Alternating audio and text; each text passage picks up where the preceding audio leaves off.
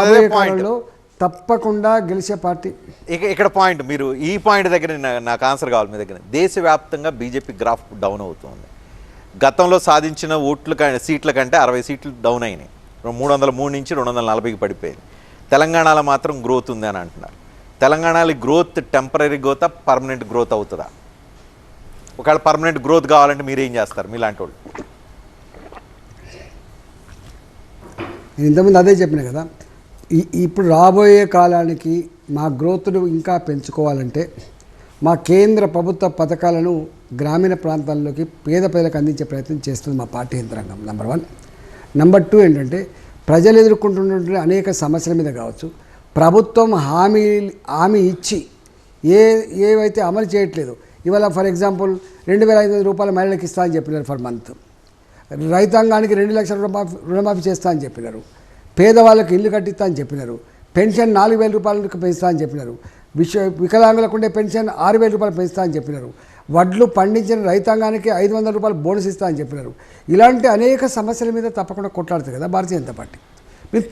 మేము కొట్లాడినంత వరకే, యాక్టివ్ ఉన్నంత వరకే ఉంటే తప్ప మేము పని చేయకుండా, మేము సమస్యల మీద ఉద్యమాలు చేయకుండా వాటికనే వేస్తారు ఓట్లు అనేది అయితే ఎక్కలేదు. కానీ ఇక్కడ ప్రజా సమస్యల ఎజెండాతో తెలంగాణలో బీజేపీ పనిచేస్తుందా? హిందుత్వ నినాదం ఇక్కడ కూడా ప్రభావం ముందుకు తీసుకెళ్తారా?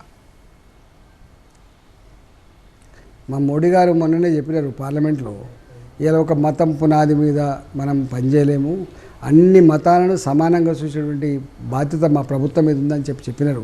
ఈవెన్ సర్సంఘ్ చాలక్ మోహన్ భగవత్ గారు కూడా ఒక వర్గాన్ని విస్మరించి దేశాన్ని సుభిక్షంగా సురక్షితంగా ఉంచలేమని చెప్పిన తర్వాత ఒక మతం పునాది మీద మీకు ఓట్లు వస్తాయనేది తప్పండి.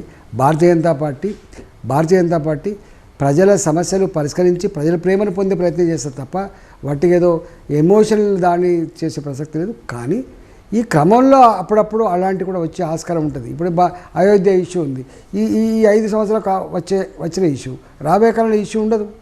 అందుకనే తప్పకుండా భారతీయ జనతా పార్టీ ఇవాళ ప్రజల సమస్యల పరిష్కారం అనేటువంటి దాన్ని ఎజెండాగా తీసుకుంటుంది. దేశ అభివృద్ధిని, ప్రజల అభివృద్ధిని ఎజెండా తీసుకుంటుంది తప్ప వేరే ఎజెండా తీసుకునే ఆస్కారం లేదు. రజనీకాంత్ గారు రైట్. మీరు